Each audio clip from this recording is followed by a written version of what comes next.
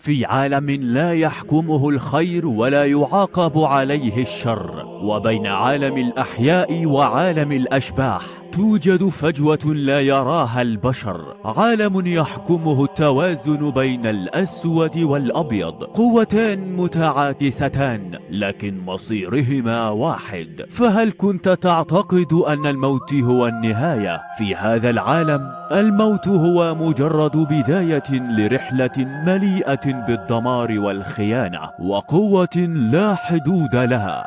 استعد يا عزيزي المشاهد، لأننا النهاردة هنغوص في قصة ليست كأي قصة. هنشوف أسرار ومعارك وقوة تتجاوز كل الحدود. حرفيا أنمي هيخلي مفهوم العدالة عندك يتقلب رأسا على عقب. فقبل ما نبدأ جاز في الشرك ومفرحاتك اللذيذة وحط سماعاتك الجميلة، وما تنساش تصلي على الرسول عليه أفضل الصلاة والسلام. ورمضان كريم علينا وعليكم، أعاده الله علينا بالخير واليمن والبركات. بتبدأ قصتنا في مكان موجود فيه 3 عوالم، وهم عالم البشر والعالم السماوي وعالم الفجوة اللي بين الأبيض والأسود. ال3 عوالم دول وجودهم مرتبط بحاجة اسمها الهالة الروحية، والهالات دي لازم تفضل دايرة ومتنقلة بين 3 عوالم عشان التوازن يفضل موجود دايما. والمحاربين الأبيض والأسود اللي بيوصلوا للهالة الروحية بيكونوا أصلا جايين من عالم الحدود ده. وأظن إن دلوقتي جه الوقت إن نعرف عن بطل قصتنا، وأقول لك إن ده هو زايو، طفل من محاربي الاسود وشكله كده متأخر خالص. بيصحى مفزوع خالص وبيروح يصحي اخته باي، واللي بالمناسبة تبقى من محاربين الابيض. البت بتقول له في ايه يا باشا مصحيني بدري كده ليه؟ قال لها البس بسرعة مفيش وقت، احنا تأخرنا والزعيم مش هيسمع علينا لو تأخرنا. بيطلعوا يجروا فعلا وبيوصلوا القصر على طول. الزعيم واللي كان الراجل الكوبرا اللي قدامك ده اسمه يانو، وكان متعصب جدا على بلاك واخته وايت لانهم اتأخروا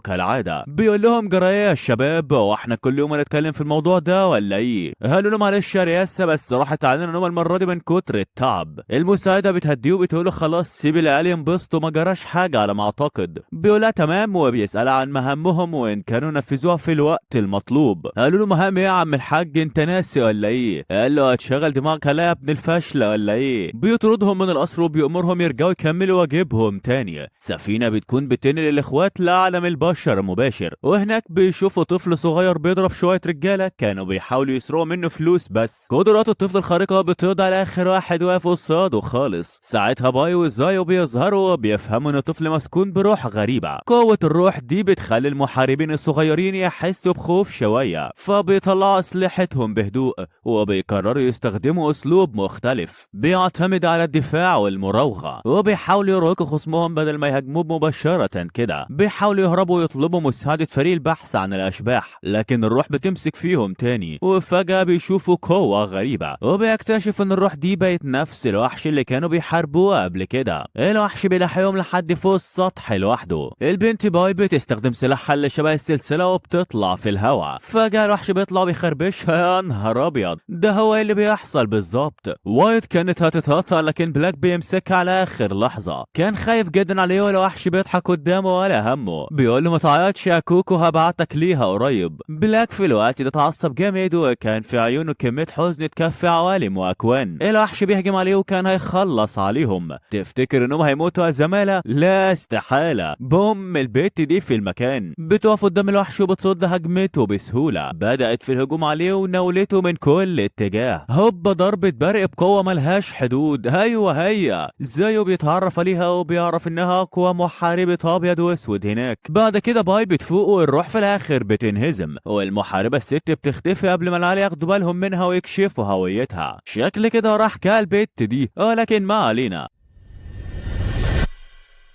في نفس الوقت روح قوية بتقع، وده بيخلي أرواح تانية تايهة بتهرب من مكان مقفول ده. مجموعة من المحاربين بتندفع تأمن الأختام، وفي نفس اللحظة بيبعتوا تحذير للقصور في باقي العوالم كلها. بنرجع تاني ليانو وهو بيوبخ باي وزايو علشان فشلهم إنهم يقضوا الروح التايهة دي. وفجأة جنرال اسمه تشانج بيظهر في بيت يان، وبيبقى واضح إنه المسؤول عن رعاية الطفل، وبيطلب من يان يسمح لهم يقعدوا مؤقتا في بيته شوية. تشانج بيتوقع إن أختام تانشاي بتهرب بتقرب توصل لحدها قريب. السكرتيريان بيدي العيال مهمة جديدة ليهم. العيال بيرجعوا تاني لعالم البشر وبيكونوا بيراقبوا رسام مانجا شغال لوحده، وبيطلع انه مهمتهم انهم يخلوا موت الراجل يبان كأنه حادثة وينقلوا روحه لعالم الحدود. بس بيشوفوا الراجل بيركب تاكسي فبيجروا وراه بسرعة، وهم بيدوروا على قصرية زرع يوقعوها على دماغه. الاشباح بتحاول تهرب من الختم برضه. وفي نفس الوقت وتحت المية زايو بيلبس هدوم واحد مشرد وبيحاول يوقف الراجل، بينما باي بتدور على قصرية. ولما الراجل حاول يدي الولد شوية فلوس زايو بصله ورفض بهدوء وقال له ان الفلوس دي ما تكفيش حتى لأبسط اكل. الراجل ما جادلش، طلع سندوتش من جيبه واداهوله وبعدها مشي من غير ما يقول كلمة. بعد شوية باي رجعت وقالت لاخوها انها لفت مجمع المكاتب كله وما لقتش ولا قصرية زرع واحدة. واول ما وصلوا المكتب شافوا الراجل وهو بيطرد على يد المحررة بعد ما رفضت المانجا بتاعته من غير ما تدي السبب مقنع. في اللحظة دي روح غامضة اسمها شياو سيطرت على المحررة وبدأت تدفع الراجل اليأس وتجره ناحية مصير مظلم فوق السطح. الراجل وهو واقف هناك افتكر سنين كتير عدت من عمره، وافتكر صاحبه اللي كان فاكره اقرب واحد ليه قبل ما يشوفه دخل علاقة مع حد تاني. ذكريات تقيلة نزلت عليه واحدة ورا التانية وخليته يحس انه لوحده تماما. وساعتها الحقيقة ظهرت. زايو كان هو اللي رتب كل اللي حصل وكان مخطط ان الراجل نهايته تكون هنا. باي كانت واقفة بتتفرج وكل ثانية بتعدي الشك كان بيكبر جواه ناحية اخوها، لكن فجأة زايو افتكر الساندوتش. اللفتة الصغيرة دي ضربته في قلبه وحس بذنب عمره ما حسه قبل كده. في لحظة واحدة قرر يغير كل حاجة. الاتنين قفزوا لتحت بسرعة وفي اخر لحظة الراجل شاف محررته بتجري ناحيته وهي بتحاول تلحقه ومدت له ايدها وطلبت منه يكمل ويعيش. ولما زايو تأكد ان الراجل بقى في امان دموع نزلت لانه كده كسر اوامر المهمة. وفي نفس اللحظة قوة مظلمة خطفته من جنب اخته وحس ان الارض بتختفي من تحته. ولما فتح عينه لقى نفسه في مكان غريب مليان طاقة مرعبة. في مكان تاني تشونج كان بيزعق في باي بسبب اللي حصل كله. هي حاولت تشرح انهم كانوا بس عايزين يساعدوا راجل كبير يحقق اخر حلم ليه، لكن كل حاجة خرجت عن السيطرة. وقبل ما الكلام يكمل حارس دخل بسرعة وبلغه من الختم الروحي بقى على وشك ينهار. وساعتها تشونج امر بتعزيزات فورية من غير اي تردد. وفي نفس الوقت تقريبا شياواي كان واقف لوحده بيدور على طريقة يهرب بيها، وفجأة شاف طيف باي قدامه. بصيت له وسألته ليه سابها لوحدها. جري ناحيتها لكن الصورة اختفت كأنها ما كانتش موجودة اصلا. وعلى موت السفينة الجنرال بدأ يحكي عن 99 روح تايهة اتقبض عليهم واتختموا تحت المية، وقال ان لما الختم بينكسر الماء بتتحول للون الاحمر وبعدها تنفجر بطاقة بتقدر تهز الكون كله. وفي اللحظة دي صفارة انذار عالية شقت المكان. وفي مكان بعيد زيوهاي كان واقف قدام تمثال ضخم بيفتكر كل لحظة قضاها مع باي، واول ما سمع الصوت جري في اتجاهه من غير ما يفكر ولا ثانية. وفي اللحظة دي كان في راجل واقف قدام التمثال ملامحه قاسية ونظراته مليانة شر، وفجأة ابتدى يضحك ضحكة غريبة ترن في المكان. وفي نفس الوقت الصيادلة ارواح كانوا بيبذلوا كل طاقتهم عشان يمنعوا الارواح التانية انها تدخل عالم البشر بعد ما الختم اتكسر. ومن جوه الختم ظهرت روح وحشية ضخمة فجأة طاقتها مرعبة ووقفت تتحدى تشونج ورجالته من غير خوف. واول ما وقعت عينهم عليها عرفوا فورا انهم قدام روح الشبح رقم 100.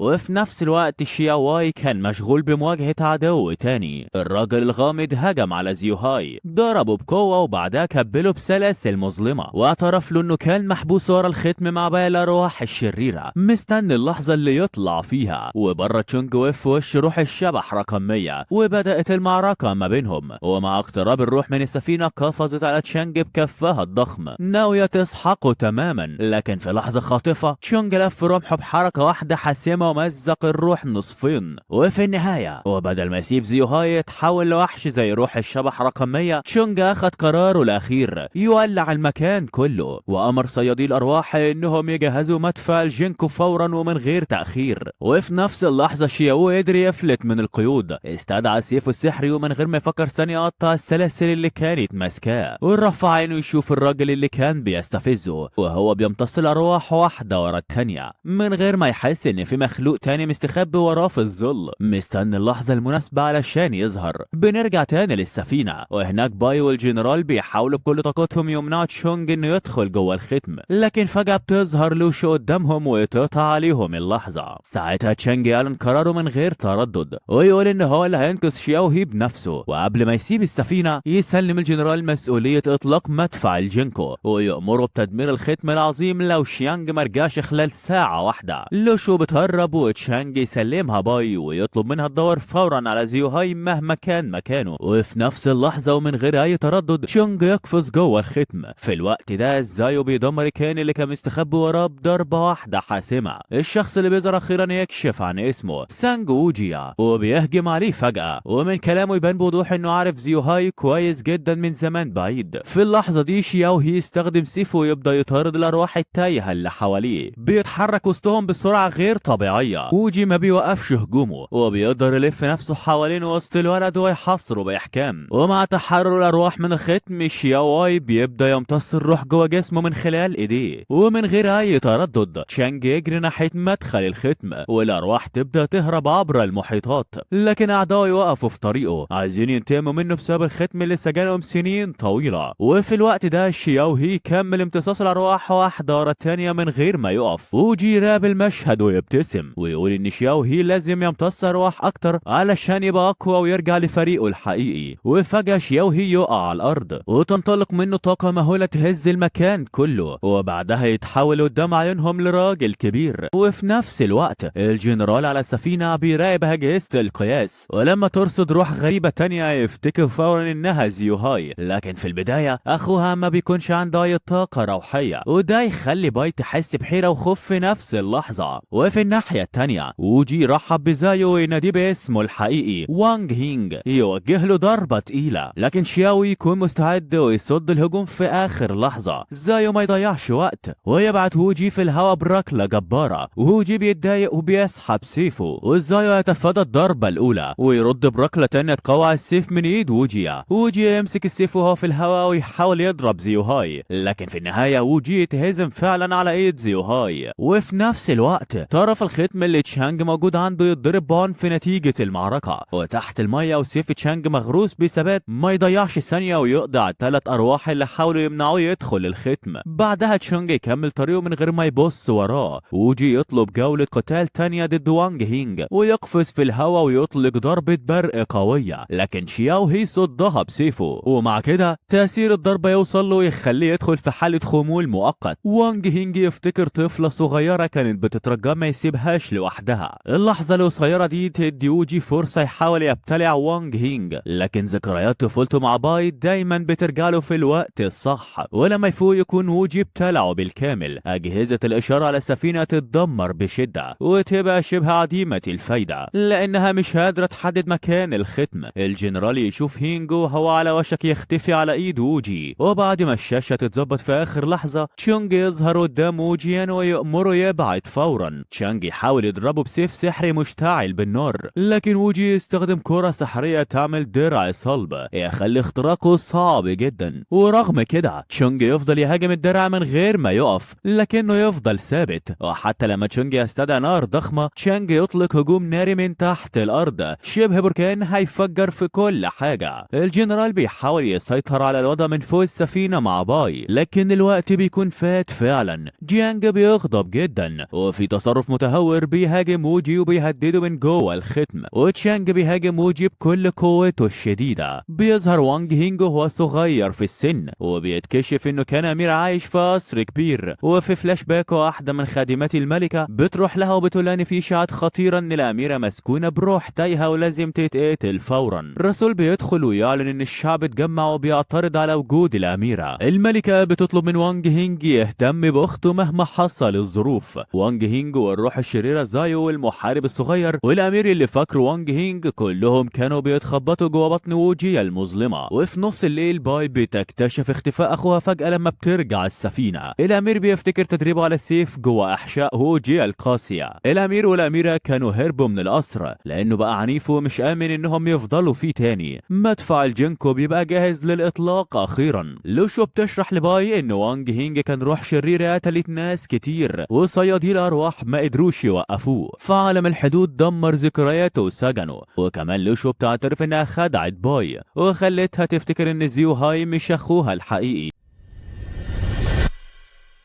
زيو هاي بيفتكر ان في الماضي الامير والاميره كانوا قربوا يتقتلوا على ايد حد كانوا واثقين فيه فعلا. روح الثعلب اللي جوه الاميره بتظهر فجاه وبتنهزم الرجاله اللي قدامها بسرعه. وفي فلاش باك تاني الامير والاميره كانوا مستخبيين واخته بتستلم لعبه لطيفه على شكل ورده من زايو. باي بترفض تلعب بيها لكنها بتخبي اللعبه وبتقول لزيو هاي يروح مهرجان الخريف يمكن نلاقي اكل ليهم هناك. بتقبل الهديه وبتودع شياوهي وهو ماشي بعيد. روح الثعلب بتطلع فجأة من جسم الأميرة وبتقابل لوشو محاربة تانية قوية. وأثناء ما شياوهي بيشتري كعك الأمر لأخته بيسمع ناس من القرويين بيتكلموا عن القبض على أميرة السلالة السابقة وتعذيبها اللي قرب يحصل في ساحة القصر. باي بتتفضح وهي بتهرب وزايو بيلاقيها بسرعة. صياد الأرواح بيضطروا يسيبوا الحرس الملكي يقتلوا الأميرة لأن روح الثعلب رافضة تسيب جسمها تماما. وفي الآخر الناس بتقتل زيو هاي وأخته معا. وبعد ما شياوهي بيشوف اخته بتتقطع قدامه ما بيقدرش يستوعب ان صياد الاشباح يستخدموه كسلاح عشان يختموا وانج هينج. باي بيجبر يتفرج من فوق السفينه وفي نفس الوقت اشباح تانية بتكسر الختم واحده ورا التانية بسرعه. الجنرال بيقول لهم لازم يجهزوا فورا والمدفع يستعد يضرب. وفي اللحظه دي بالظبط وانج هينج بيفتكر وجوده السابق وكل اللي مر بيه زمان بره الختم. شانج لسه بيحارب ووجيا والمره دي تشونج بيكون خلاص قرب يخلص عليه وبيوجه له ضربة قوية بسيفه تهز المكان كله. لوشو بتدي أوامر مباشرة للجنرال إنهم يطلقوا المدفع خصوصا إن الختم بيبتدي يوسع أكتر ويفقد تماسكه. باي بترجي لوش تستنى شوية كمان لكن صائدة الأرواح بتضربها بالقلم. ولوشو بتقول إن الأولوية دلوقتي هي سلامة عالم البشر قبل ما يستنوا تشانج وزايو. ومن شدة الصدمة والإحباط باي بتنط فجأة من غير ما تفكر لحظة. في نفس الوقت شياوهي بيحاول يضرب وانج هينج من جوه بطن ووجيا لكن وانج هينج بيصد كل الضربات بسهولة وكأنه بيتنقل بين أماكن مختلفة جوه الفضاء ده. ورغم كده شياوهي بيفضل يرفض فكرة إن دي ممكن تكون نهايته الحقيقية. بره تشونج بينجح يجرح ووجيا جرح واضح لكن قبل ما يقتله ووجيا بيتقطع من جوه فعلا. تشانج بيندهش لما بيشوف ووجيا كأنه بيتاكل على ايد كائن تاني مستخبي وسط سحابة دخان كثيفة لحد ما وانج هينج بيظهر قدامه بشكل واضح. ساعتها بيتكشف ان كيرو في الحقيقة هو تشاد اللي قتل بشر كتير في الماضي لكن الروح الشريرة دي ما كانش ممكن تتدمر. فملك الاشباح جوريا مسح ذكرياته واداله حياة جديدة كمحارب قوي. دلوقتي وبشكل غريب ختم الاشباح المية اتكسر ومع كسر الختم ده تشاد بيستخدم روحه عشان يسيطر على جسم كيرو ينتقم. تشاد بيكون مؤمن ان عالم الحدود استغل قوته وبيقرر يسترد اللي شايفه حقه مهما كان الثمن الحقيقي. من ناحية تانية ملك الاشباح جوريا بيحاول يخلص كل الاحقاد دي بطريقة سلمية لكن تشاد ما بيبقاش عايز غير تدمير العالم وامتصاص الطاقة اللي جوه ختم الاشباح. جوريا بيحاول يهديه ويقنعه ينسحب لكن تشاد بيكون مصر وبيهاجمه بعنف. ومع مرور الوقت فرصة ان الاتنين يموتوا بتزيد فجوريا بيقرر يخلص الموضوع بسرعة وبيمسك تشاد وبيستخدم سيف قتل الاشباح مباشرة. لكن فجأة كونيكو بتدخل وبتدخل جوه عقل تشاد بنفسها ومن بره تشاد بيكون مسيطر على جسم كيرو لكنه بيسمع صوت اخته كونيكو بتنادي باسمه وبتطلب منه يرجع. وفي نفس اللحظة بتظهر اخته من حياته السابقة وبتواجهه وبتتهمه انه سابها لوحدها زمان. قدام الصراع الداخلي ده تشاد بيبدأ يمتص طاقة اكتر من ختم الاشباح وبيتحول لوحش ضخم شبه جودزيلا المخيف. تشيزورو بيتراقب الوحش من فوق سفينة طايرة وبتحاول تفهم اللي بيحصل قدامها. جوريا بيروح لها وبيقترح يستخدموا مدفع الجينكو عشان يهاجموا الوحش ولكن المشكلة انهم لازم ينقذوا كونيكو الاول لانها لسه جوه الوحش. جوريا بيطلب من تشيزورو تشغل الوحش وتشتته شوية عشان يعرف يدخل وينقذ كونيكو. تشيزورو بتحاول بكل قوتها تصد الوحش لكنها ما بتقدرش تمسكه فترة طويلة. وفي مكان تاني ماي بتروح تقابل كازوتورا اللي كان بيراقب اللي بيحصل في تانشاي بهدوء. كازوتورا بيكون ناوي يجمع قواته ويبعت دعم لكن ماي بتشوف ان خطة جوريا بتفشل في الاخر وبتقترح ان مش فكرة وحشة انهم يضحوا بحياة كونيكو عشان يقتلوا الوحش وباقي الاشباح اللي جوه الختم. جوه الختم جوريا بيحارب الارواح الشريره اللي في طريقه وبيفضل يدور على كونيكو باصرار، وفي الاخر بيلاحظ انها محبوسه جوه كريستاله في صدر جودزيلا الضخم. جوريا بينجح ينقذ كونيكو، وفي نفس اللحظه ساتارو يبدا يطلق مدفع الجينكو اللي بيضرب الوحش وبيسبب انفجار هائل قوي. لما الدخان بيهدى الوحش بيبان واقف مكانه من غير اي حركه. جوريا بيسلم كونيكو لتشيزورو وبيقرر يرجع تاني علشان يقضي على الوحش نهائي، وبيستخدم تقنيه خاصه كان اتعلمها من الماستر باي، وبينجح ينزل جودزيلا للعالم الاخر تماما. جسم البطل بيقع وبيتنقل للمستشفى في كونيكو، وفي الجهه التانيه ساوجي اللي كان السبب في كسر ختم الاشباح بيكون لسه عايش وواقف بيضحك ضحكه مجنونه. اما جوريا فبيبلغ كازوتورا بكسر الختم اللي سبب هروب 100 شبح. شيرو بيتعالج، لكن جوريا بيبقى شايف ان لو ذاكره كيرو رجعت علاقته بكونيكو ممكن ما تكملش. بيعدي شهر كامل على الحادثه. جوريا بيبلغ كونيكو ان كيرو خرج من المستشفى، وبيقول لها انهم لازم يهتموا ببعض اكتر. هي بتجهز له الغدا وبتجري تستلمه، لكن كيرو بيكون قلقان بخصوص تجهيز بيت، خصوصا انهم لسه سايبين قصر ملك الاشباح. اما كونيكو فبتحس بعدم ارتياح لانهم في الحقيقه مش اخوات بجد. بتفضل تحكي لكيرو عن الوقت اللي قضوه سوا، لكن جواها خوف انهم يبعدوا عن بعض.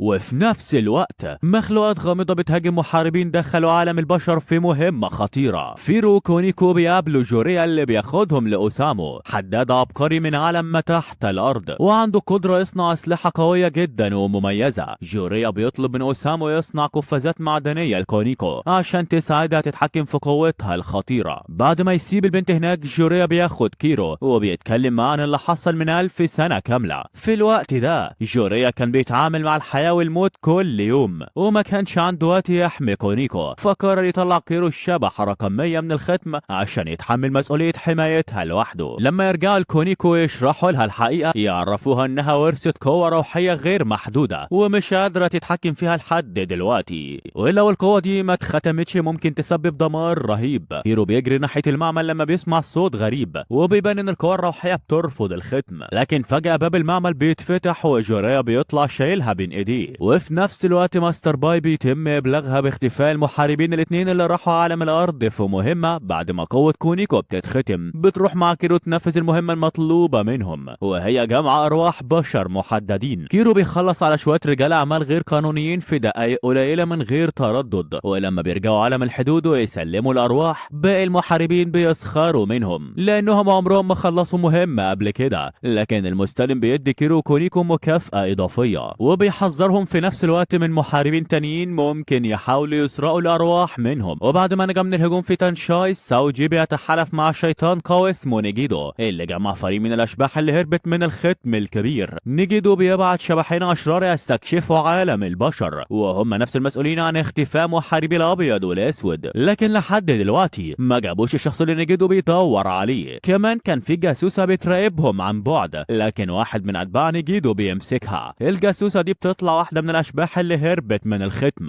وبتقرر تنضم لفريق نيجيدو بمزاجها الكامل. نيجيدو بيدي ساوجي فرصه تانية وبيطلب منه دور في عالم الحدود على الشخص اللي بيدوروا عليه من زمان. فيرو كونيكو بيروحوا محل ايس كريم يحتفلوا بنجاحهم البسيط، وهناك الاخت بتلاحظ فريق صيد ارواح قريب منهم بشكل مريب، وفجاه الشبح اللي كانوا قابضين عليه بيندفع ناحيه كيرو، لكن الفريق بيمسكه في الوقت المناسب قبل ما يعمل حاجه. في اللحظه دي كيرو بتجيله هلوسه قويه وبيشوف فيها الناس اللي بيحبهم ميتين،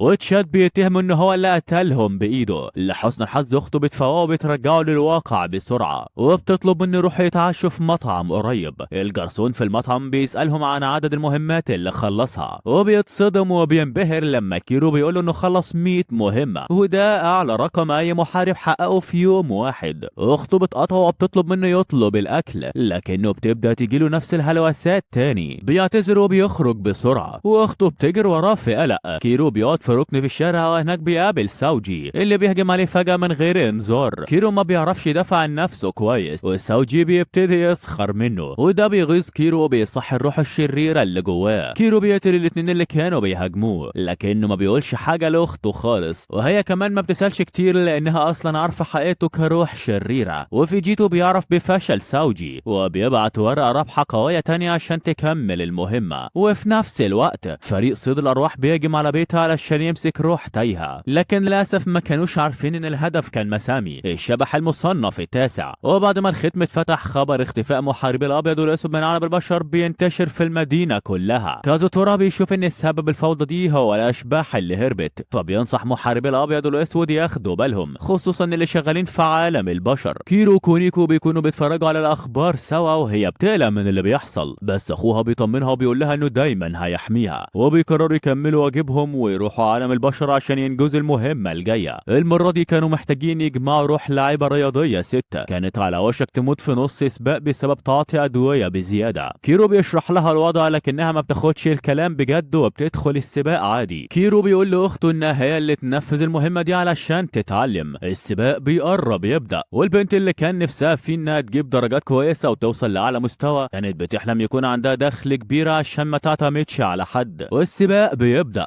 وكيرو بيستنى اللحظة المناسبة، لكن فجأة محاربي الابيض والاسود اللي اتهموه قبل كده بالغش بيقبضوا على روح البنت. كيرو بيتعصب عليهم علشان سرقوا الروح، لكن المحاربين التانيين ما كانش فارق معاهم، هم بس بيحبوا القتل وبيهجموا على الاخوات. ولما كونيكو بتوصفهم بالمقرفين، الاوغاد بيكونوا مستعدين حتى يقتلوهم. واحد من الاوغاد بيطرح كيرو على الارض وكان لسه هيقطع راسه، لكن اخته ما قدرتش تقف تتفرج اكتر من كده وبتبدا تجهز نفسها للهجوم. وفجاه دخول حد بيقطع اللي بيحصل، الشبح الشرير مسامي. جوريا بيكون بيحقق في قضيه مسامي لحد ما بيبلغوا انهم فقدوا الاتصال بمحاربين 2 في عالم البشر. وفي نفس الوقت كيرو بيستغل الفرصه وبيهرب مع اخته، بينما شويه محاربين بيفضلوا يقتلوا مسامي. بيقدروا يمسكوه شويه، لكن في الاخر بيكون على وشك يقضي عليهم. كونيكو بتتصدم من قد ايه كيرو سايب ناس تموت بسهوله، هو حتى ما حاولش ينقذ اللاعبه مع انه كان عارف انها مش شخص شرير. بتساله ليه بقى قاسي كده، لكنه ما بيردش. بعد ما مسامي بيقتل المحاربين الاتنين بيبدا يطارد الاخوات. كيرو بيفتكر ان هويته كشبح شرير اتكشفت، لكن مسامي ما كانش جايله، كان جايله اخته ونيته يمسكها ويوديها لنجيدو. كيرو بيتصاب اصابه قويه وده بيصحي الروح الشريره اللي جواه فبيهجم عليه. تجدد مسامي السريع بيخلي هجمات الروح الشريره ولا كانها حاجه، هو بيكون عارف روح تشاد وعايز ياكلها عشان يزيد قوته. كونيكو بتحاول تضحي بنفسها عشان اخوها وقفازاتها بتتكسر، وده بيطلق كميه مهوله من طاقه الارواح، واللي حواليهم بيحسوا بده وبيحاولوا يفكروا في طريقه ينقذوا بيها اللي باقي. ولما كيرو بيفتح عينه تاني بيكون الليل نزل، بيبص حواليه وما بيلاقيش لا مسامي ولا اخته. كونيكو بتلاقي نفسها في مكان غريب وبتقابل اهلها وبيقولوا لها تستعد عشان تروح تقابل كيرو في المكتبه. بتلبس وهي فرحانه وبتخرج، وكانت بتتخيل حياه مثاليه، لكن لما بتفتح عينها تاني بتلاقي نفسها في مكان تاني خالص. كان في عمود ضخم وفوقه بنت قاعده شبهها بالظبط، وفجاه بتسمع صوت كيرو وبترجع للواقع. قوتها بتكون عملت انفجار رهيب وهي واقفه في نص منطقه مدمره وحواليها نور ارواح بيشع. وشيرو بيطمنها وبيقول لها ما تقلقش لان جوريا هيوصل قريب، لكن هي بتحس من جواها ان النهايه قربت فعلا. بتطلب من كيرو يسيبها ويمشي لان قوتها الخارجه عن السيطره ممكن تقتله، بس هو بيقرب منها اكتر وبيأكد لها انه عمره ما هيسيبه لوحدها. وفي اللحظه الاخيره جوريا بيوصل في الوقت المناسب وبيقدر يختم قوتها قبل ما الوضع يخرج عن السيطره، وكل حاجه بترجع لطبيعتها من تاني. بعدها الاخوات بينجحوا جدا في تنفيذ مهامهم وبيحتفلوا بالنجاح بايس كريم وهم مبسوطين. لكن بعد ما بيعرف انهم مش اخوات بجد، كونيكو بتبتدي تحس بشويه كسوف من اهتمام كيرو الزايد بيها وما بتبقاش عارفه تتصرف ازاي. ولما بيجي وقت مهرجان الاشباح، الاتنين بيلبسوا لبس تقليدي ويروحوا يستمتعوا بالمهرجان ويلفوا على اكشاكل مختلفه ويضحكوا ويستمتعوا بكل لحظه لاخرها.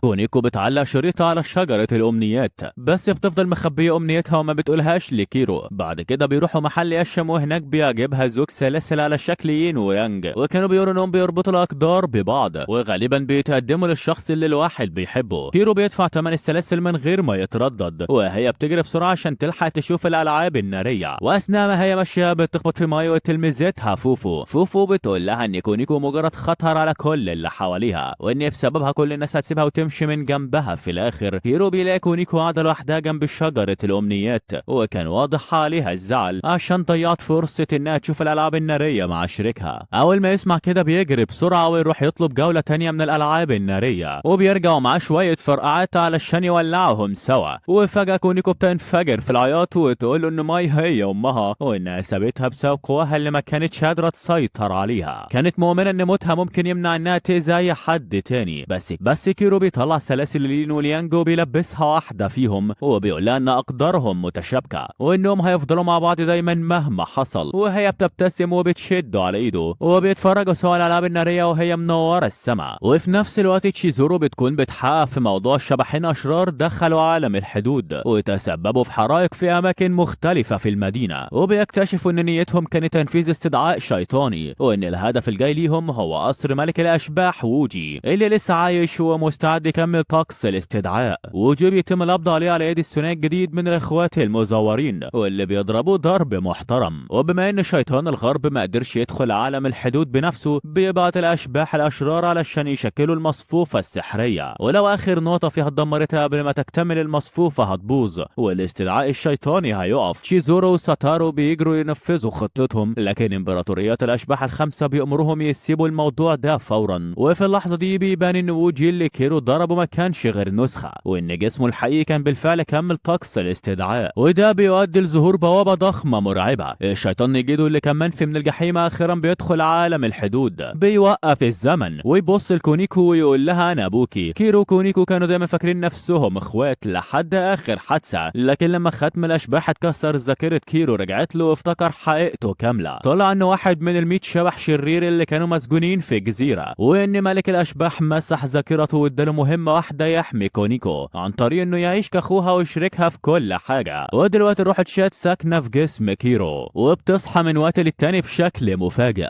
ومن ناحيه تانية كونيكو هي بنت ماي، وماي سابتها زمان بسبب قواها اللي ما كانتش بتتحكم فيها كويس. ولما الختم اتكسر شويه اشباح قدروا يهربوا فعلا عشان يستدعوا بوابه الجحيم، وفعلا البوابه اتفتحت واستقبلت الشيطان المرعب جدا ابو كونيكو بنفسه. شياطين قاتله كتير ابتدت تدخل عالم الحدود واحده ورا التانيه من خلال بوابه الجحيم المفتوحه. نيجيدو بيقول ان ده حفل ترحيب لبنته عشان تنضم للعالم اللي بتنتمي ليه من الاصل. نائب ملك الاشباح ساتارو بيهجم على الشياطين بقوه مع فريق الصيد بتاعه من غير تردد. وعلى الناحيه التانيه كيرو بيتحول لوضع تشاد وبيحط حاجز حمايه قوي حوالين كونيكو، بيلعبها صح وبيقدر يقتل كذا وحش لوحده. فيجيتو بيقول لكونيكو انها اميره عالم الشياطين الغربي، وان ابوها ما كانش مسموح له يدخل عالم الحدود قبل كده، لكن دلوقتي ومع وجود البوابه يقدر يرجعها لمملكته بسهوله. كونيكو بترفض تمشي وبتصر تفضل مع اخوها مهما حصل، لكن نيجيدو بيستخدم قوه وبيغير لبسها وبينومها مغناطيسيا عشان تبقى مطيعه تماما. كيرو بيحاول يوقفه بكل قوته، لكن كان اضعف بكتير مقارنه بنيجيدو، وبالنسبه له كان زي الناموس ووجع دماغه خلاص، خصوصا بعد ما نيجيدو بيكسر قرونه قدامه. وفي نفس الوقت جوريا بيكون مستمتع بوقته الهادي في السجن من غير ما يقلق، ولحسن الحظ تشيزورو اللي كانوا معاها بيوصلوا في الوقت المناسب وبيوقفوا نوجيدو قبل ما ياخد كونيكو ويمشي. تشيزورو بتكون متنكره وبتساعد جوريا يهرب من السجن بهدوء، خصوصا انه كان متهم بكسر ختم الاشباح وانه ساب تشاد يمشي بحريته رغم انه ما كانش فقد ذاكرته اصلا. 5 من سادة الاشباح مسيطرين على عالم الحدود بالكامل: سوادا، هاراكو، يانتو، شيرو وتامي. يانتو بيشوف ان الحل بسيط جدا وبيقول سيبوا جوريا هو اللي يتعامل مع نيجيدو والموضوع يخلص بسرعه، بس سوادا بيكشف ان جوريا اصلا في السجن وان ماي في عالم البشر، يعني الدنيا كلها بايظه ومتلخبطه على الاخر. وفجاه بيجي لهم بلاغ ان في مبعوث جاي يتحمل مسؤوليه هروب نيجيدو، وفي نفس الوقت جوريا بيحارب الشياطين بكل شراسه عشان يحمي كونيكو وكيرو. مهاراته القتاليه وقواه الروحيه بتخلي نيجيدو ينبهر بيه فعلا، وفي نفس الوقت يقلق على بنته اكتر. جوريا بيطلب اتفاق واضح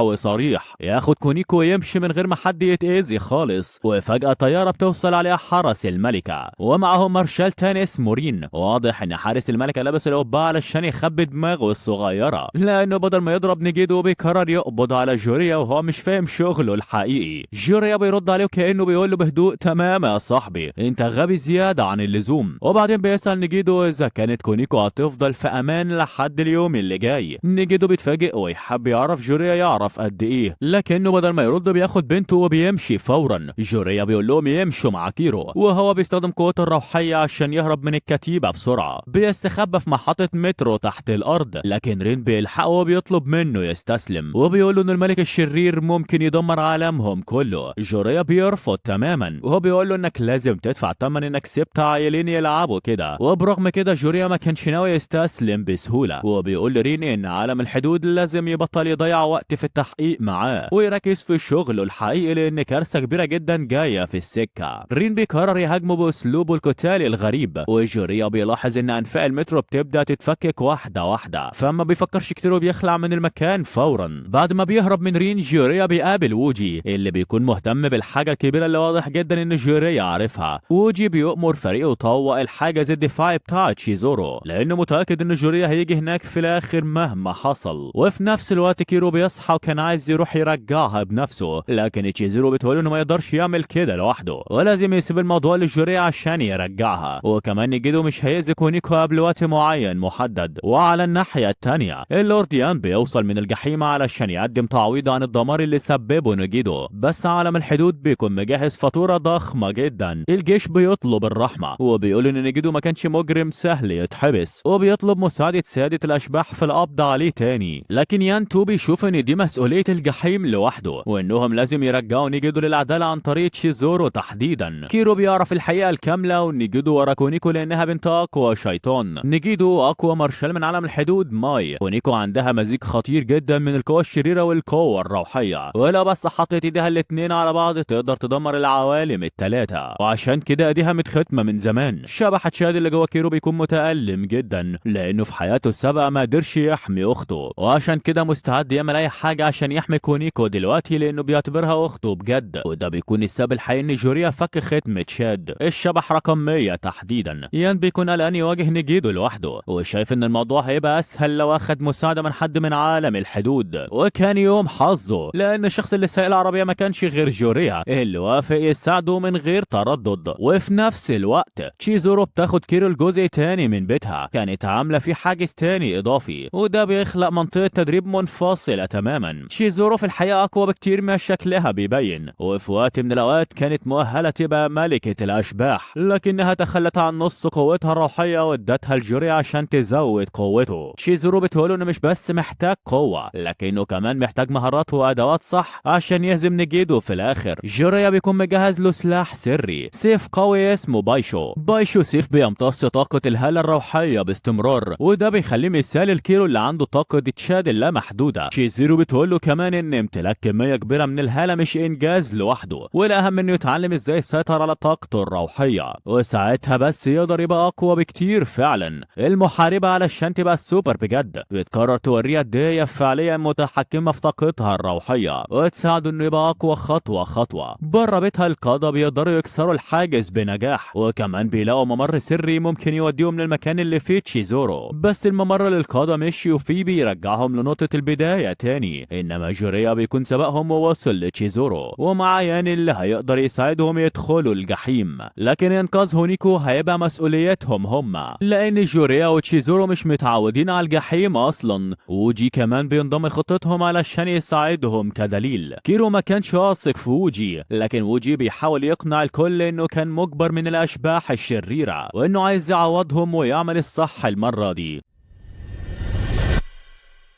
وحرس الملكة بيبلغوا يانتو ان جوريا والباقيين قدروا يهربوا، وكمان بيطلبوا يستفسروا من مبعوثي الجحيم عن طاقة الجحيم الغريبة اللي اتحست في بيت تشيزورو. ماي كمان بتروح تقابل يانتو، وبتتعصب جدا لما تعرف ان محدش قال لها حاجة عن نيجيدو. بتسيب المكان وهي غضبانة، وبتقول لتلميذتها فوفو تبطل تمشي وراها لانها قررت تطلب مساعدة من حد تاني. تيرو والعصابة بيتحركوا في نفس الوقت، ووجي بيقول لهم انهم لازم يعدوا نهر البؤس عشان يوصلوا الإقليم التنين الأحمر اللي في مملكة نيجيدو. بيركبوا كلهم سفينة مخصوصة هتعديهم النهر ده. إقليم التنين الأحمر بيكون موجود في أعمق نقطة في الظلام، في الظل اللي سايبه نور الحاكم بنفسه. مكانه بيتغير حسب وضع الظل ومش ممكن يتحدد بدقة، وكأنه مكان خارج أي قانون أو منطق. وعلى الناحية التانية ماي بتدخل الجبال البيضاء وبتقتل 3 من الأشباح الشريرة، منهم أقوى تابع لنيجيدو. كانت في طريقها تقابل شاو ملك الميت 300 شبح شرير اللي لسه هارب من الختم. شاو هو كمان ابو ماي، لكنه اتختم زمان على يد المعلم بو بسبب افعاله الشريره، وقوته كانت مرعبه لدرجه انه يقدر يغزو الجحيم كله لو اتساب على راحته. فوفو بتبلغ يانتو بكل اللي بيحصل لانها مش عايزه ماي تتورط اكتر من كده. يانتو بيقرر يوقف ماي بنفسه وبيطلعوا معاه سوادا وهاراكو. كيرو والباقيين بيعدوا نهر البؤس وبيقابلوا راجل شكله مرعب بيعرف نفسه انه حارس الجبل. بيقول لهم ان الوصول لقلعه نيجيدو مش مجرد عبور النهر، ده لازم يعدوا كذا منطقه خطيره قبل ما يوصلوا. وكمان بيأكد انهم محتاجين جارجويل مروض عشان يطيروا بيه البستان الوفره. جوريا استغرب ليه الحارس قال لهم الطريق كله بالتفصيل، لكن الموضوع ما فرقش معاه قوي لانه ما كانش يعرف اصلا ان الحارس ناوي يقتلهم كلهم. الحارس بيهاجمهم بمياه من نهر البؤس، والميه دي بتخلي اي جرح ينزف اكتر، وكمان بتصحي صدمات الماضي اللي مدفونه جواهم. كيرو والباقيين بيحاولوا يحموا نفسهم من الميه، لكن الحارس بيرطب الهواء اللي بيتنفسوه ده بيخليهم يختنقوا، وفي نفس الوقت بيفكرهم بماضيهم اللي حاولوا ينسوه. جوريا بيفتكر ايامه في عالم البشر لما كان تلميذ صغير عند عالم كبير. العالم ده كان مؤمن بالحياه الهاديه والبسيطه، لكن جوريا كان مختلف واختار طريق المسؤوليه وقرر يحكم ويحمي الناس بدل ما يهرب من الحمل. كيرو بيفتكر حياته السابقه لما ساب اخته وراح يجيب اكل لكنها تعدمت قبل ما يرجع. تشيزورو كانت وقتها محاربه، واول مهمه ليها كانت القبض على روح الثعلب اللي بقالها 1000 سنه. اخت كيرو كانت في المكان ده، وجوريا كمان كان موجود مستني اختبارات التعيين الرسميه، لكن في الاخر اترفض. المسؤول عن الاختيار شاف ان شكل جوريا شيطاني بسبب شعره الابيض والندبه اللي في وشه، وبسبب السبب السخيف ده احلامه بتتكسر وبيتم طرده من الامتحانات رغم كل مهاراته. الصدمات دي كلها بتخلي كيرو والباقيين يعانوا نفسيا بشكل مرعب وبتضغط عليهم جامد. وفي نفس الوقت ماي بتوصل للمكان اللي فيه شياوي. شياوي كان مستخدم زاي كجسم مؤقت يحافظ بيه على روحه لحد ما جسمه الاصلي يتعافى. ماي بتقول انها جايه تعقد صفقه. وفي الماضي بعد ما تشيزورو بتجمع الروح قلبها بيرق الكيرو وبترجع تطمن عليه، وفجاه كراهيه كيرو بتبدا تكبر وبيتحول لشبح جائع. اللحظه دي بترجع تشيزورو للحاضر، فبتستخدم الحواجز الروحيه عشان تصحي الباقيين، لكن حارس الجبل ما بيستسلمش وبيستخدم الميه علشان يكون دومه مائيه كتير حواليهم. كيرو بيطلق روح النار اللي جواه وبيقدر يدمر كل الدمى المائيه بالكامل، والسبب اللي خلاه بيقدر يعمل كل ده بضربه واحده لان زي ما معروف النار بتغلب الميه، لكن للاسف الحارس ما بيقفش وفي ثواني بيكون دومه مائيه اكتر. نيته كانت ينهك طاقه جوريا الروحيه وطاقه باقي الفريق، بس هو ما كانش يعرف ان كيرو عنده طاقه روحيه ملهاش حدود. كيرو بياخد القياده وجوريا بيساعده يديله روح النار بتاعته عشان يسهل عليه القضاء على الدمى، وبضربه قويه في صدر الحارس بسيفه جسمه بيتفكك وبيختفي وبيطلع منه حجر كريم بيتحول فورا لبوابه بتودي للمنطقه اللي بعدها. شيزورو بتقول لجوريا انها فاكره اليوم اللي تقابلوا فيه بعد ما اتجرحت بسبب تشاد. وقتها كانت مرميه في الغابه وجوريا هو اللي لقاها واتصدمت ازاي قدر يشوفها، وبعدها افتكرت شريكها اللي مات فعلا في القتال مع الشبح الشرير. جوريا بيحاول يواسيها وبيبداوا يحكوا لبعض عن حياتهم ويشجعوا بعض يكملوا الطريق لحد هدفهم، لكن الشبح الشرير بيلاقيهم وبيهاجمهم. شيزورو بتقول له يهرب وهي بتفضل تقاتل لوحدها.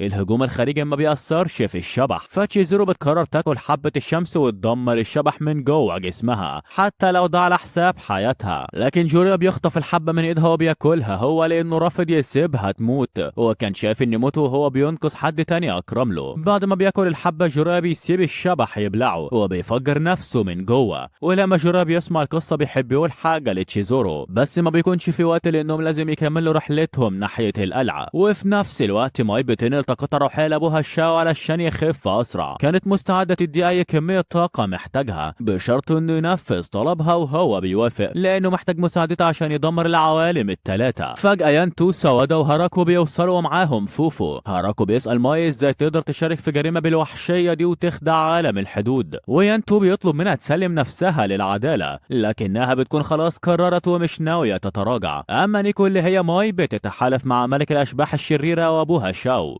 وسادة الاشباح الثلاثة بيظهروا عشان يوقفوها قبل ما تدمر العوالم الثلاثة. يانتو بيؤمر سوادا وهاراكو يهزموا شاو وهو بيتكفل بماي، وبيطلب من فوفو تراقب جسم شاو الحي اللي لسه بيتعافى. سوادا بيحذر شاو ان الجسم الضعيف اللي مستخدمه مش هيستحمل قدام السادة، لكن شاو ما بيبقاش قلقان خالص. ماي بتستخدم روح الخشب وبتخلق زهرة عملاقة بتطلع اشعة، ويانتو بيرد عليها بسلم من رماح معدنية. ماي بتبدأ تضعف وبتضطر تتراجع، فيانتو بيروح يساعد السادة التانيين في القبض على شاو. بيكون رمح من روحه وبيطعن بيه شاو، وقوة الروح بتأيد طاقته الروحية. يانتو بيقرر يغامر بحياته وبيطلب من سوادا وهاراكو يدمجوا أرواحهم يكونوا وحش روحي. الوحش بيمسك رمح ضخم وبيهاجم، لكن فجأة ضربة قوية بتيجي من الجبال القريبة. ماي بتظهر تاني وبتكسر تشكيل الأرواح المدمجة، وده بيؤدي لموت السادة الاتنين. يانتو بيعلن ماي عدوة أبدية، وقبل ما يلحق ينتقم فوفو بتستخدم رمحه هو نفسه وبتقتله، وبعدها على طول بتستخدم روح اللورد اللي مات عشان ترجع جسمه للحياة من تاني. وفي الجحيم الهرم الروحي بتاع الحاكم بيتمركز فوق الظلام.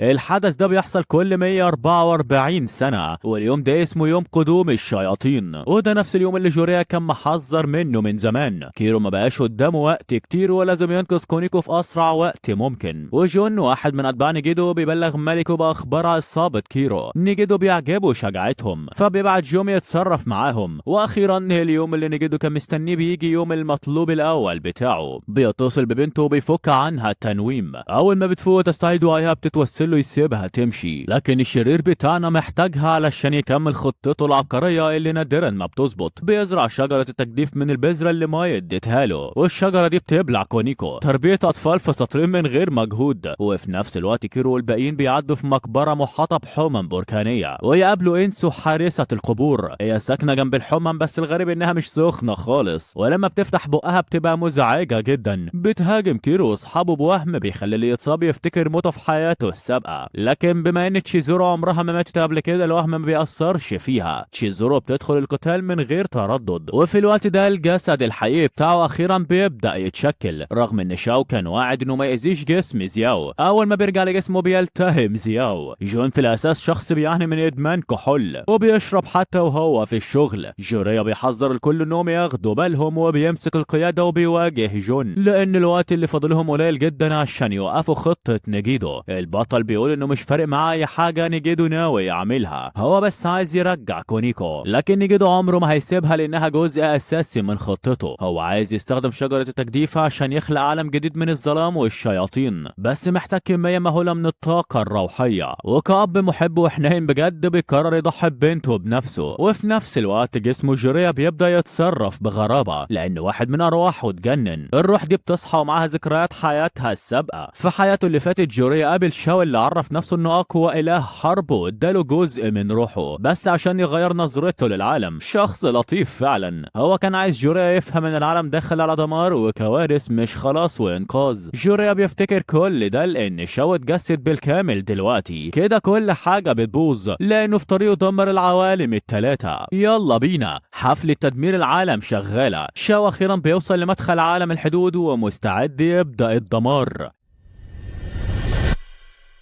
العالم ده مليان مجانين، هما مش فاهمين ان لو دمروا العالم هما كمان هيختفوا. حرس الملكة بيحضروا تشكيل ضخم وبيجمعوا جيش كبير، لكن سيدي الاشباح الاتنين قاعدين في الصف الاول وبياكلوا فشار، وهي بتمتص ارواح الجنود، بينما حرس الملكة بيدافعوا عن التشكيل بحاجز حماية. ومع كده مالهمش اي فرصة قدام القوى المرعبة اللي عند شاو. فجأة كازوتورا بيظهر وبيقول له يا برو انا مش جاي اقتلك، انا بس عايز اعرف سبب اللي بتعمله ده. شاو بيرد ويقول انه عايز ينتقم عشان كازوتورو ختمه وخلاه يحس بالوحدة. وفجأة الأرض بتتشقق ووحش ضخم بيطلع منها، شبح شره جدا، ما كانش ينفع يتحبس في ختم الأشباح بسبب حجمه الهائل، فدفنوه في مدينة فيندو. ومع الشاو بيبقى جاهز يدمر العالم الحدود. كازوتورو بيحاول يفهمه ان الشاو اتختم لأنه شرير وعايز يدمر العالم، وهو بيستغرب هو تدمير العالم هيخليك تحس بوحدة أقل ازاي. ساتارو بيظهر ومعاه 5 مدافع قوية وبيهاجم شاو، لكن شاو بيصد كل الهجمات بإيد واحدة بس بقى اقوى من اي وقت فات وبقى شبه مستحيل يتوقف. واضح ان كل حاجه ضاعت خلاص. وفي نفس الوقت في الجحيم كيرو والباقيين بيجروا عشان يعدوا من جون واينسو باسرع وقت. مفيش وقت يضيع، بس اللي واقفين قصادهم هم دوما نيجيدو المخلصه. جون واينسو توصموا بالشياطين وهم صغيرين وتعاقبوا انهم يتحرقوا احياء،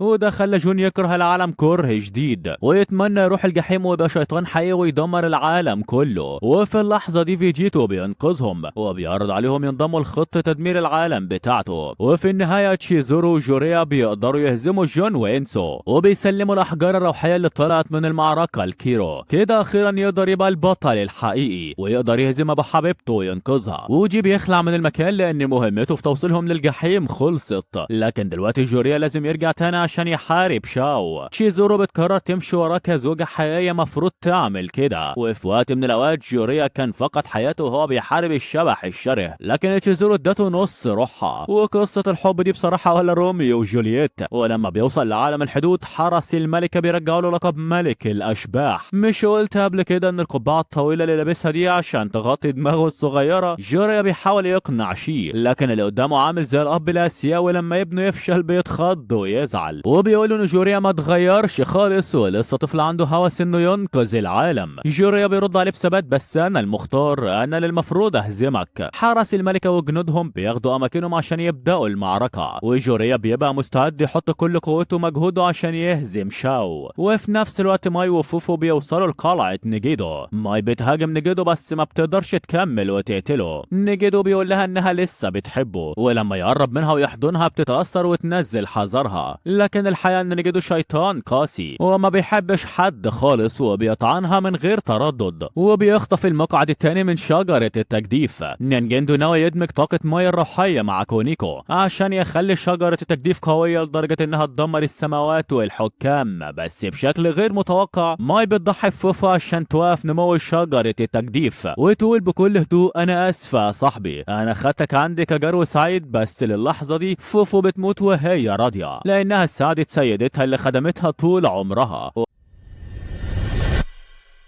ومع توقف نمو شجرة التجديف بتبدأ تذبل واحدة واحدة وبتسيب كونيكو حرة. ولحسن الحظ كونيكو بتلحق تسمع آخر كلمات أمها وتعرف إنهم عمرهم ما كانوا ناويين يتخلوا عنها. كونيكو عندها أقوى تركيبة من الطاقة الروحية، قوة تقدر تدمر العوالم الثلاثة، وكل ده بسبب أمها وأبوها وجدها كانوا عايزين يحموها من ماسات شجرة التجديف، وعشان كده أمها كانت دايما بتبعدها عنها. لكن الحقيقة إنها كانت بتحب كونيكو جدا. هم ماتوا بس نيجيدو لسه ما استسلمش، بيتحول لشيطان اخطر وبيكون مستعد يستخدم كونيكو تاني عشان يعيد نمو شجرة التجديف. فيجيتو بينوم كونيكو مغناطيسيا بس هي بتفوق تكسر التنويمة اول ما تسمع صوت كيرو. هو اخيرا جه ينقذ كونيكو. فيجيتو مؤمن ان العالم اللي بتحكمه الحكام مش مثير وهو عايز يخلق عالم تحت حكمه هو، بس الاشرار دول دايما بينسوا انهم مش ابطال القصة. كيرو مش فارق معاه مين يحكم العالم ولا حتى لو العالم انتهى، هو كل اللي يهمه كونيكو ومستعد يعدي اي حد وينفجر بقوته علشان ينقذها. فيجيتو بيصد هجمات كيرو بحاجز، لكن كيرو بينقل كمية مهولة من طاقته البايشو وبيكسر الحاجز. فيجيتو كان مستهين بكيرو بس دلوقتي بقى جاهز يحارب بكل قوته باختصار ومن غير اختصار. بطل قصتنا عايز يتجوز بنته وابوها عايزها تفضل سنجل. بعد ما بينزلوا من القلعة نينجندو بيحاصر كيرو بهجمات روحية عنيفة جدا. وفي نفس الوقت في عالم الحدود جوريا بيعاني قدام شاو. جوريا كل اللي بيعمله انه بيراوغ الضربات وبيستنى فرصة يهاجم فيها، بس شاو بيتعب من القتال الطويل ده وبيقرر يخلص المعركة. يلم كل قوته وبيخلق فيضان شيطاني احمر ويهجم بيه على جوريا. اول ما جوريا بيشوف الفيضان بيقفل عينه وينادى على الطاقة الروحية بتاعت الناس اللي ماتت في كل ارجاء الكون، بيجمعها وبيكون وحش روحي عملاق وبيقدر يهزم الفيضان الشيطاني. بعدها شاو بيفتكر ان جوريا استهلك كل طاقته الروحية، بس الحقيقة ان جوريا مش عنده روح واحدة بس، طاقته وطاقة شيزورو ممكن يكونوا خلصوا، لكن جوريا جواه طبقة تانية فيها اكتر من 1000 روح. دي الطاقة الروحية بتاعت ماي اللي كان مستلفها من زمان. ماي كانت عارفة ان يوم وصول الشياطين هيجي وعشان كده ادت جزء من روحها لجوريا، وبما انها من دم شاو قدرت تستخدم روحها عشان تخبي روح شاو جواه بدل ما ترجع له الجزء اللي اداهوله. بدل ما يرجع الروح جوريا ناوي يعمل العكس يا يمتص باقي روح شاو. المحاولة دي هتسبب موتهم الاتنين، وده بالظبط اللي جوريا كان عايزه. هو كان مخطط يضحي بنفسه عشان ينقذ العوالم التلاتة. في وقت سابق كازوتورا كان قابل ماي وجوريا واتكلموا عن يوم وصول الشياطين، وقالوا لجوريا على نوايا شاو ونيجيدو. ماي كانت مصدقة ان كيرو دايما هيحمي كونيكو وهيوقف خطط نيجيندو، وان شاو مصيره يموت على ايد جوريا. كانوا مخططين كل حاجة وعشان يمنعوا انهيار العوالم التلاتة، وحتى لو الخطة فشلت كان في اختيار تاني. كان في بذرتين للتجديف، واحدة مع نينجندو والتانية جوه جسم ماي، لكنها كمان ربت بذرة تالتة اسمها بذرة الفوضى عشان تعيد تكوين العالم لو انهار، بس ده كان محتاج تضحية بكونيكو.